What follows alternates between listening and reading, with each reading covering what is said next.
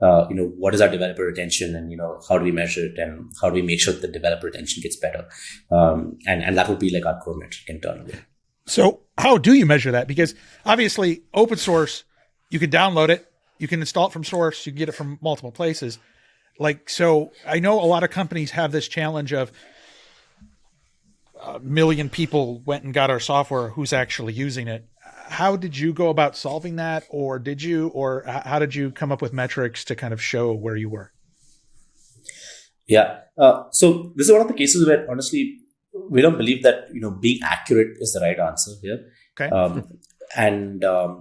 We kind of assume that that what we do know is representative of the larger audience. So whatever data that we do get, we kind of ensure that, hey, that data is actually working for us. So if we have, let's say, 100 people in the community, and maybe only like 5 or 10 decide to share data with us and say, this is what apps I'm building, and this I'm kind of sticking around. We kind of use that as a good proxy to understand like how our engagement with these developers is working.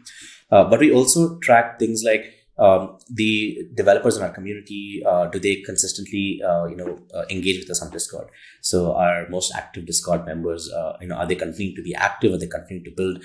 Do they keep asking more questions? Do they keep contributing? And, kind of helping not only us, but also helping other new community members actually get onboarded with their applications. So that's one thing that we looked at. We looked at obviously product metrics of whether people were actually getting to their first successful application, and whether they were sticking around with building more applications, going forward. We looked at stuff like that. We looked at our engagement on our events, whether people were joining those events, whether they continue to engage with us on our community calls, and our other user education efforts. So we use things like that to really understand, and also, of course, the type of support queries that we would get.